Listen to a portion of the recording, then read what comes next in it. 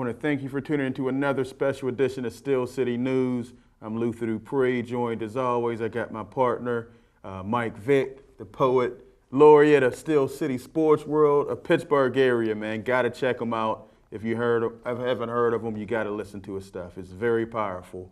But today's topic is the role of the athlete today. You know, the reason I came up with this topic, you know, this year, of course, Muhammad Ali has passed. We've had a lot of passing, but the greatest, the GOAT, you know, a man who stood for what he believed in the ring, outside the ring, and really was just a powerful man, and he did a lot of change. You know what I mean? He'll be remembered forever.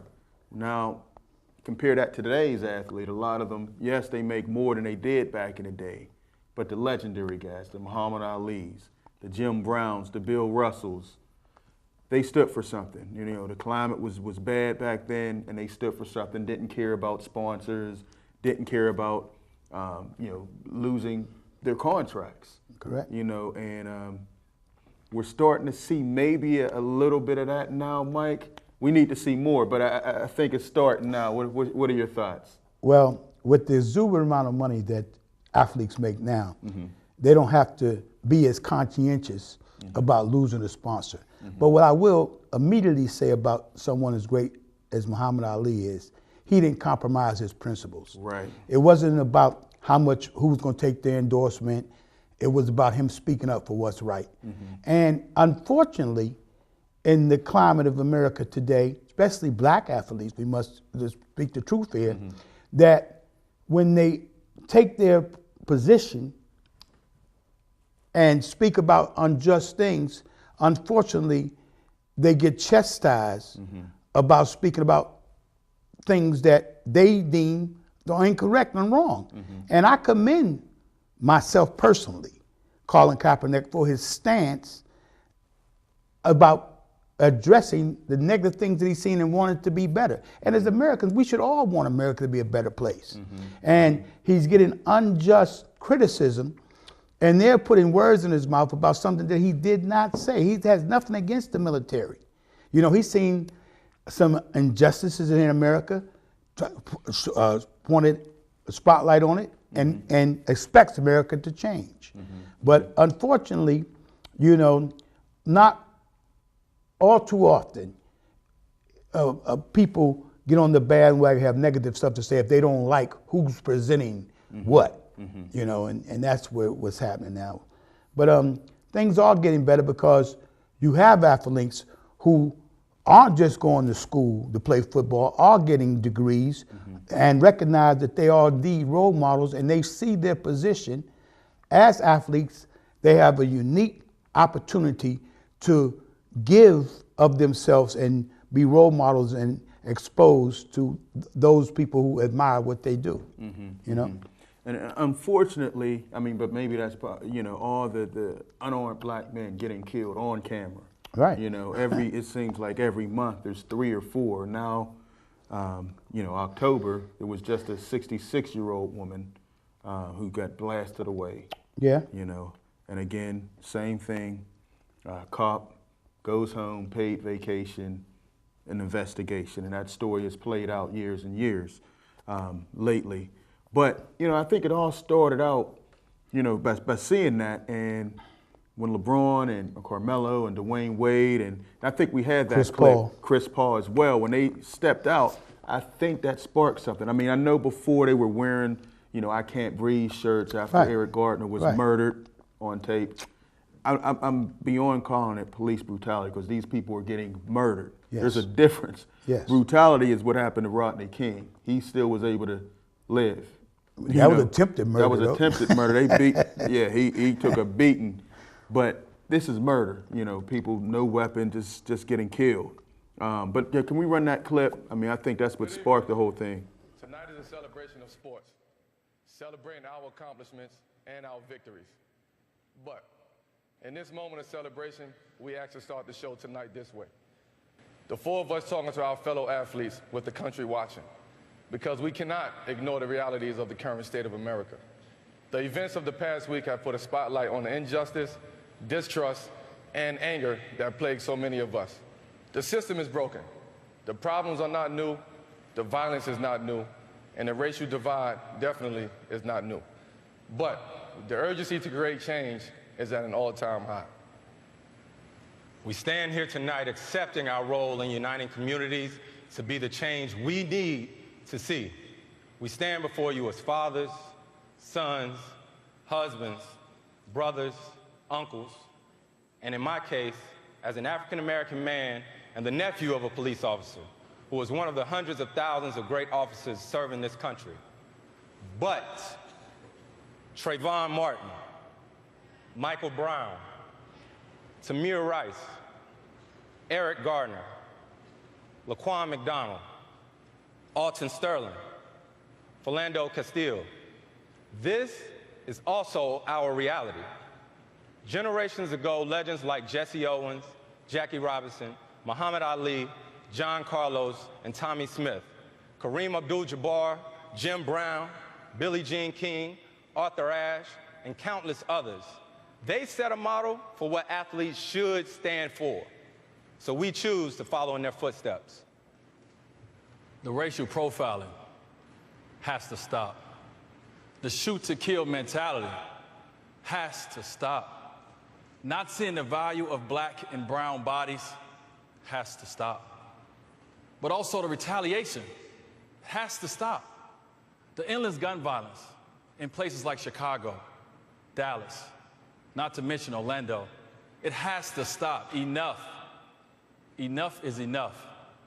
Now, as athletes, it's on us to challenge each other to do even more than what we already do in our own communities. And the conversation cannot stop as our schedules get busy again. It won't always be convenient. It won't. It won't always be comfortable. But it is necessary. We all feel helpless and frustrated by the violence. We do. But that's not acceptable. It's time to look in the mirror and ask ourselves, what are we doing to create change? It's not about being a role model. It's not about our responsibilities to the tradition of activism.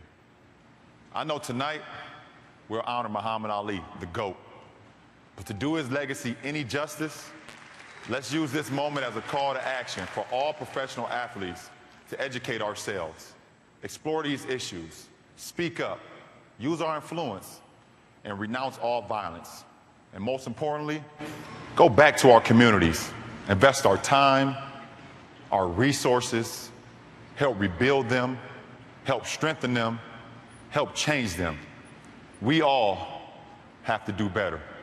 Thank you. Yeah, I think that was, a great way to start the ESPYs. And after that, you've seen, a lot of people, the WNBA, Colin Kaepernick in particular. Right. We have a couple clips that first he sat and then he took a kneel. I think that was an appropriate response, but like they said, they have to do more. We have to do more. Correct. Everybody has to do it more. When we see an injustice, it's everyone's civic duty. Matter of fact, a civic duty, a civil engagement is something that is the foundation for democracy. Mm-hmm. And this is the problem that I have.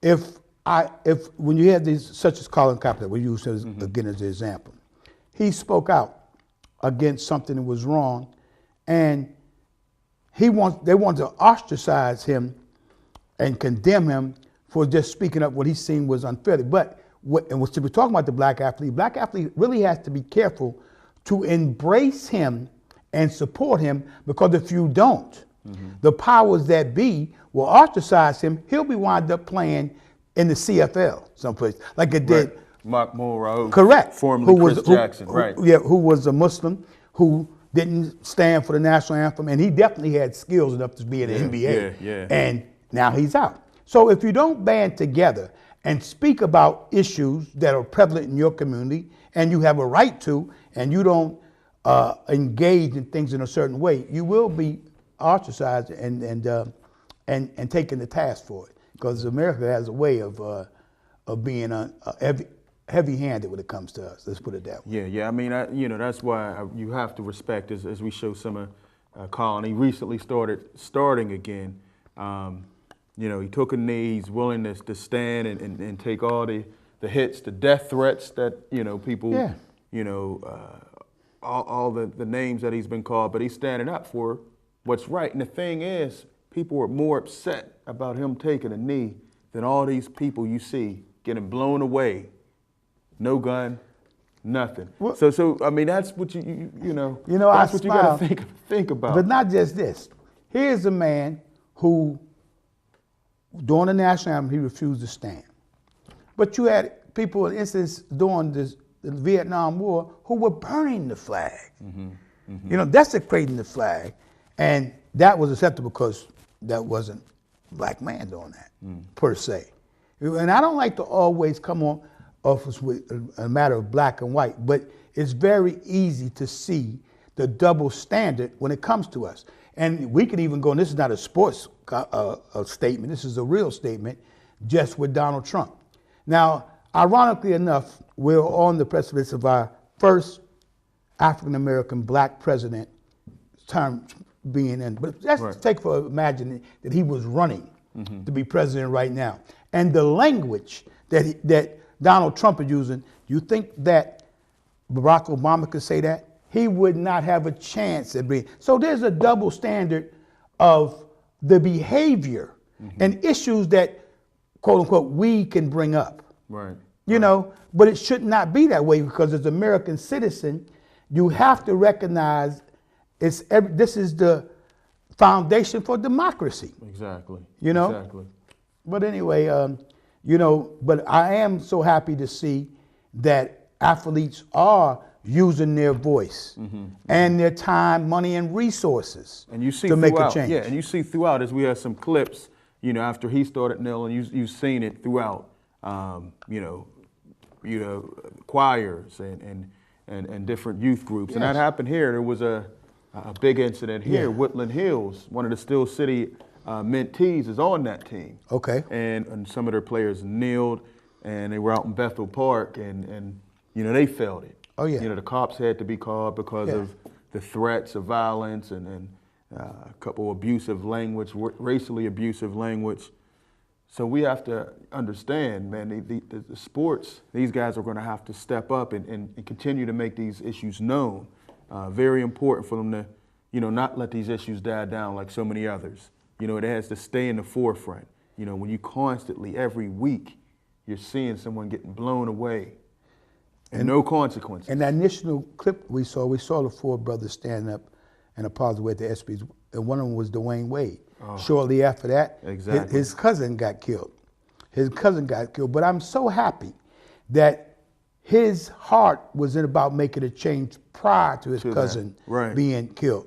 And that's just to show you that no one is safe from this plague of violence. You know, and it's happening in every aspect of society, from the rich to the poor and in all neighborhoods. You know, well, they always want to make it with the black on black violence. It's violence. It's violence. There's no color. It's American violence. Right. America was founded on violence. Good point. Good point.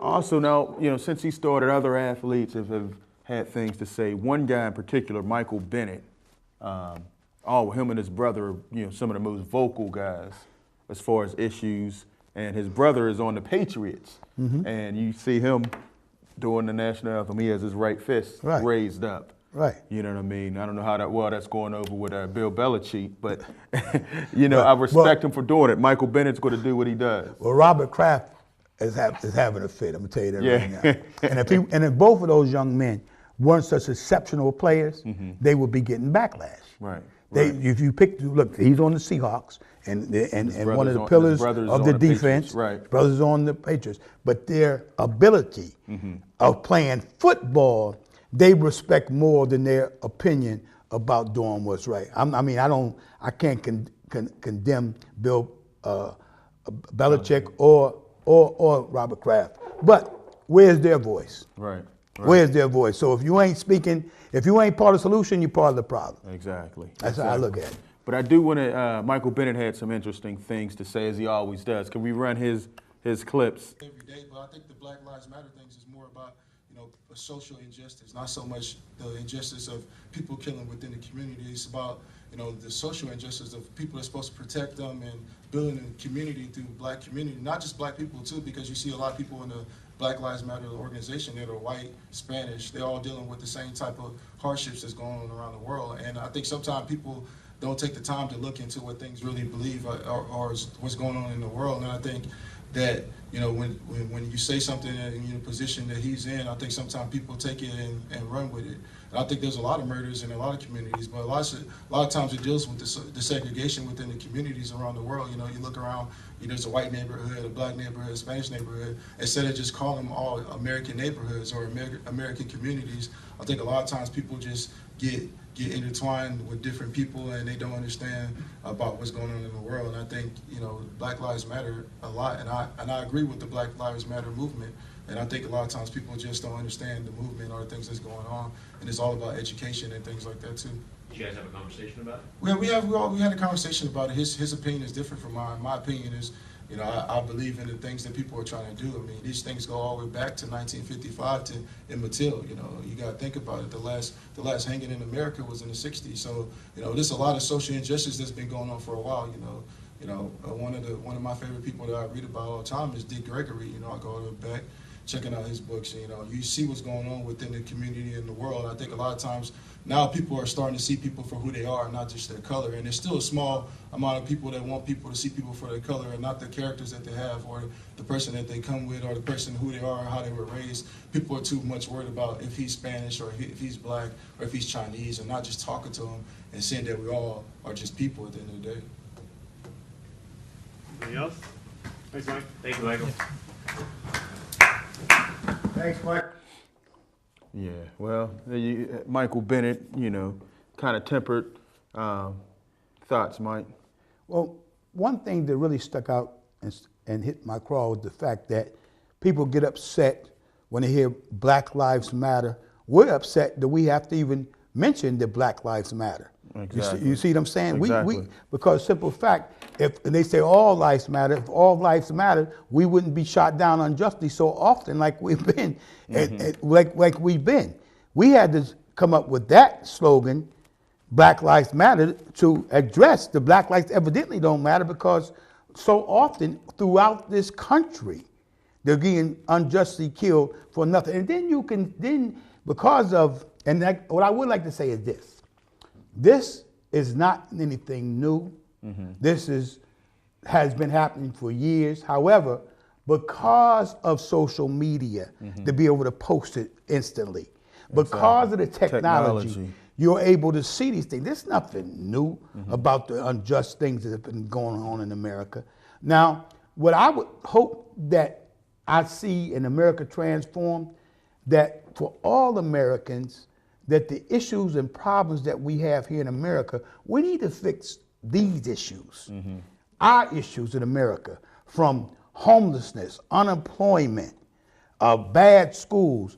I think if we were to concentrate on what is truly the problems in America, and us all Americans, black or white, I truly believe you would have more people signing up for that than spending aid, so much foreign aid in other countries. Billions going to other countries. Billions. Well, you still, the Flint, Michigan. There you go. The water's still not safe to drink. You see what I'm saying? After all this time. That type of stuff. And that never came, in all the debates, that never came up. Because it's and not, it's right here. Because do Black Lives Matter? Exactly. Think about it. Now you can use the same incidents from 2005, August 29th with Katrina. That was in Louisiana. That wasn't a third world country. Look how long it took to get type of assistance. And I'm here to venture to tell you that it'll be a lot quicker. Things will be a lot quicker if those were suffering were white. There's no way to get around that. Yeah. So America got to do better. America is in a precarious situation right now because she's on the precipice of imploding. And this is not a political statement about Donald Trump or anything, but he's vastly unqualified to lead this nation. And going back to and how I brought him up in that is during the debates, he was wanting to use stop and frisk procedures. Law and order. He said that it worked well in New York. Well, indeed, it was deemed unconstitutional, unfair, and it was ineffective. Exactly. So here's a man who lives in New York, not even conscientious of the law of the city where his headquarters is at. But this is what the problem is. If you have people in high places who exude indifference towards other people, that type of climate, that's what's one of the problems here in America right now. It's only the people who really want to support Donald Trump that he gets away with saying what they wish they could say. Yeah, it's pretty sickening, some of the things. But bringing it back, one group of athletes that I really felt strongly about was the WNBA. Correct. Of all groups, of all athletes, I would have thought they would have been the last ones. But they maybe make the least amount of money, but they were the ones willing to step out there, taking their fines, speaking about it. And that was pretty impressive. I was glad one of the girls, ladies that we had on the show years ago, Swin Cash, her Correct. team, the New York Liberty, were huge in this. But that was pretty impressive, and I think we need more of that. Well, to me, I smiled, and I was happy to do so for my spirit. It didn't surprise me. Women have always been valiant fighters for liberty and Good justice. point. That's true. They've always been on the battle thing. And the thing about it is, they were initially fined. Then the fine was rescinded. Rescinded, exactly. The fine was rescinded. But what basis did you have to fine them anyway? Because they spoke out or something that they shouldn't have? I mean, this is what America is founded on. Exactly. Independent. So, but we aren't always given the liberty to say or show our anger or despair. So, I mean, but things are going to change because then too, and I must always say this, there are people of all races who banned them from doing something positive for change. There's some white people who spoke out about it because it's wrong. Wrong is wrong and right is right. Anybody could see that. What was interesting, a couple times they wore Black Lives Matter, or people who were killed, murdered by police, Right. and the police officers walked off. Right. Now, what does that tell you? No question. Now, I've never seen them walk off when Ku Klux Klan rallies. Come on. Never seen that. Come on. But somebody wears a shirt, then they don't and there's want an to. issue. That was then very they're gonna- upsetting. Then they're going to take their position not to be able to no longer want to patrol Candlestick. That's the name of the stadium where they at. Well, they didn't change the name so many times. Yeah. Well, but it anyway, used to be Candlestick. They were right? making waves about as long as he's going to be the quarterback, we're not. I mean, you're holding people hostages and not to do your job. Right. Right. You know what I mean? Mm-hmm. But it's great. But like you said, there's been a great history from going back to the 60s.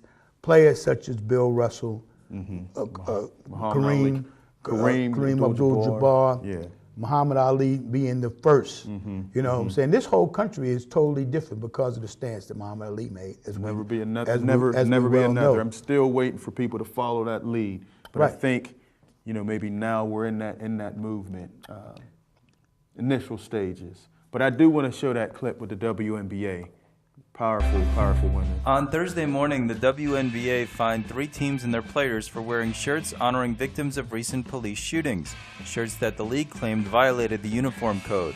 Following their game in Madison Square Garden, players from the New York Liberty and Indiana Fever took a stand by refusing to take questions about any subject other than Black Lives Matter and the WNBA's response to their protest. The Liberty's Tanisha Wright said, "We want to be able to use our platforms. We want to be able to use our voices. We don't want to let anybody silence us in what we want to talk about." Great point. Great point. Great point. Nobody silence us.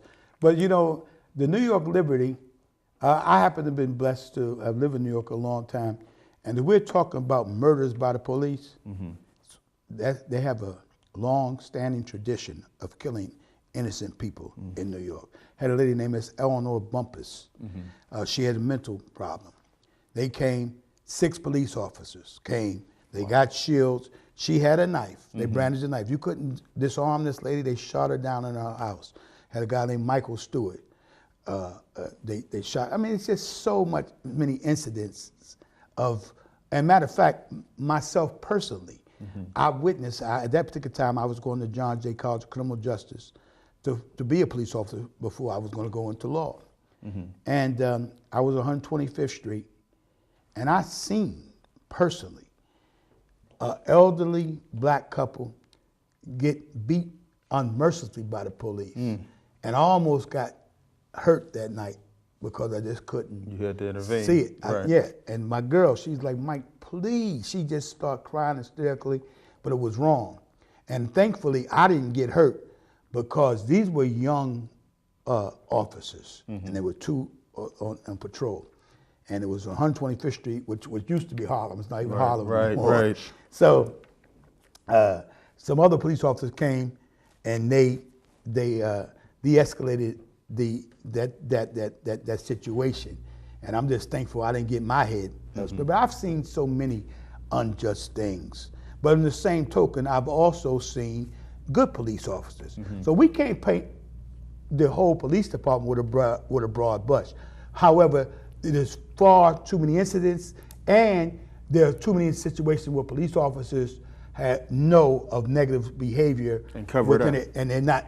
But they're not. It's just a culture Yeah. that if he does that, he might not get no backup when he's out in that street. So until that culture, that Changes. climate changes, you're going to continue to have this. Or until these people that are, murdering people with no weapons get punished. There you go. It only takes one. Yeah. But as you notice, the more and more cops that kill people unarmed, it gets worse and worse. Yeah, but like you said, there's a guy laying on his back in Florida, a mental health Right. worker. Right. A cop just starts shooting, Right. hands up on his back. Yeah, exactly. He gets shot, he's in the hospital. Exactly. And like you said, the cop's still on his job. You hit the nail on the head. Until the court system is broken, like you said, Yeah. the system is broken. Until the court system hold those accountable who, I don't care what your position is, you do have the right to take a life, but not unjustly. That's the power of police officer. Police officer, it has the ability to take your life any given day, any given time. But most of them refrain and do a job that they have came to do, but it's kind of common knowledge if, you can walk on that one, and get a paycheck, Paid vacation. and get a paycheck until the investigation. You're on paid administrative leave, while the family is being has to deal with a funeral, a casket, and flowers and everything And else. then the emotional distress. And for then years what to happens come. in America, those officers often get a GoFundMe page, get all type of money for legal representation, quit the job, and write a book. Yeah, write a book. I have to laugh. Sometimes you got to laugh to keep from crying, America. But we're going to change this because the more that we bring the spotlight on what's right, the sooner it's about to change. All right. Now, I do want to play this one last clip. Another strong WNBA player that came out. She made a couple powerful statements. Can we run that real quick? We really feel like there's still an issue here in America, and we want to be able to use our platforms. We want to be able to use our voices. We don't want to let anybody silence us in what we want to talk about. So you guys can ask away about anything that's happening in society. And it's unfortunate that the WNBA has fined us and not supported its players. So whatever you want to ask about that, feel free. But we'll only be taking questions about that today. Will you continue to wear the shirts after the break? We didn't wear the shirts today. We don't know what's going on right now as far as what we're going to continue to do. But what we will continue to do is we'll continue to advocate for what we feel is important and what we feel needs to be spoken out. How surprised were you that the fine came, and what was sort of the means by which the league let you know it was happening? I'm not surprised. They sent out memos to let us know. I'm surprised that when it took place, because we have been already wearing our shirts for 4 games in.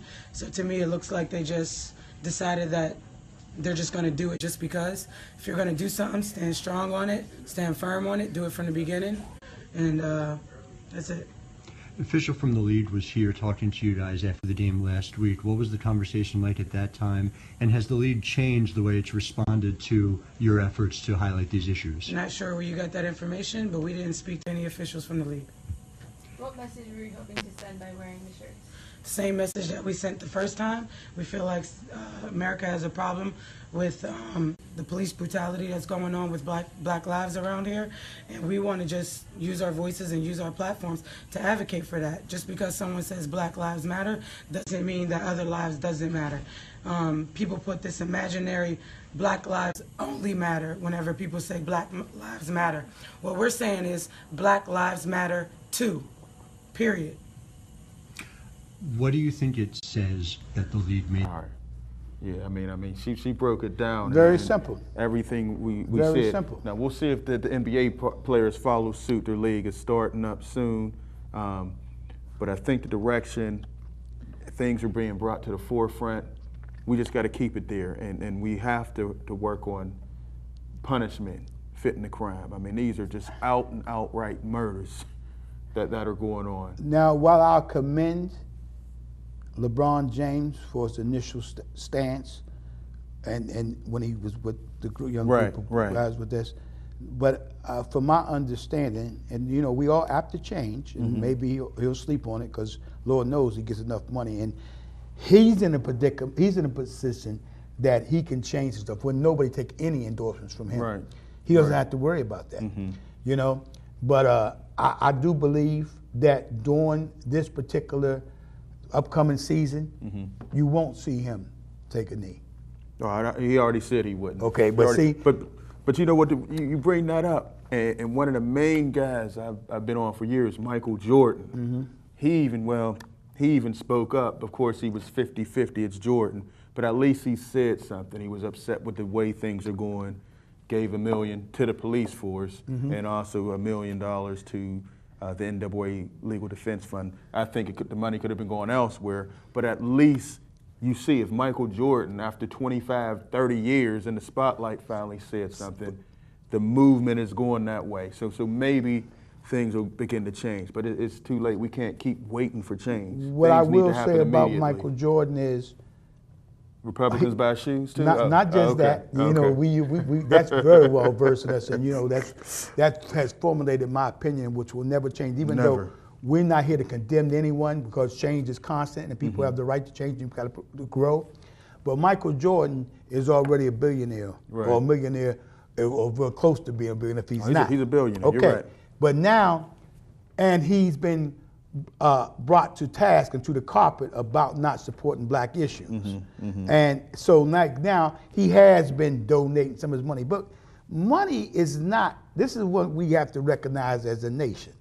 We've been so tricked as a people to have more regard for money than human life and justice. So the amount of money that he's given is a tax write-off, first of all. You know what I'm saying? But when people, like this got a quote here, I was going to read this about professional athletes are a unique position. They gain access to people in power at a level not available to the average citizen. They have extremely powerful opportunity to impact the violence in the community where they play. Now, Michael Jordan, and this is why I have a problem with the powers that be not embracing Kaepernick or other athletes speaking about, because kids listen to them. They follow their lead. So if the athlete is given a realm and given praise and get involved and put his money where his mouth is, you know, and that's what you're doing whenever you're making a protest here in America, because you know corporate sponsor, but because of the money they make today, it's not so I can still live. I can still be okay because of my base salary, you know. Yeah, you're right. But, you know, as we wrap up, the main thing, I know we have a lot of young kids. We support a lot of young groups, teams as well. But it's not just about playing sports, because you also have to live in the society. Have to stand up, you know, have to stand up, speak for yourself, speak on the issues that are important to you, the violence in your community, the police, the murder in some of these communities. But it's important that you guys stand up. Don't just play sports. Use your platform to speak about these issues that are affecting you, me, and everybody else. Very important. We have to get our young athletes right now. I was so proud of my mentee and those guys who stood up over at Woodland Hills and did what they felt was right. And I hope they continue to do it. Mike, is any last words as we wrap up? Well, the last thing that I wanted to get to about the double standard and the just the hypocrisy. That's not even a double standard. It's the hypocrisy of the NFL about things, because they want to police the actions of their players, say for domestic violence. Okay, now domestic violence is wrong, no question about it. No one should be treated better than your children and your wife and your spouse. But you want to lay a heavy hand on them if there's any incident on that. But when the athlete recognize what's wrong in society, which is a civic duty, instead of you endorsing that, you condemning. So they pick and choose what issues, the dress code, the hair code, the celebrations and the no the fun spikes. League. But if you really want to be real fair about it and speak about it in a real way, those things affect black players.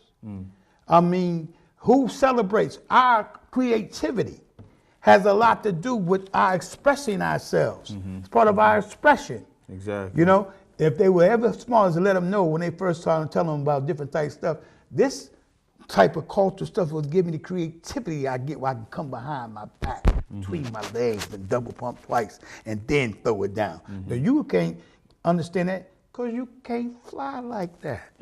Man, can't you? You're right.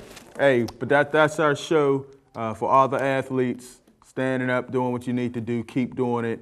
You know, Colin Kaepernick, respect what you're doing. I mean, man, I saw him at the press conference with a Black Panther shirt the other day. Oh, one thing I do want to say to America about Colin Kaepernick, which is just so ironic.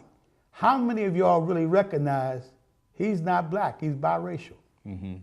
Think about that. Think about that now. But don't get me wrong, in America he is black. Because y'all said a long time ago, if you got one speck of black blood, you black. So if his mother's white or his father's white and his mother's black, he's biracial. But in America, he can't express himself because he's a black man. We got to change things in this land. And on that, we'll say good night. Steel City Sports World, SC Sports World. Please visit the website. Thanks for tuning in. We'll check you next time.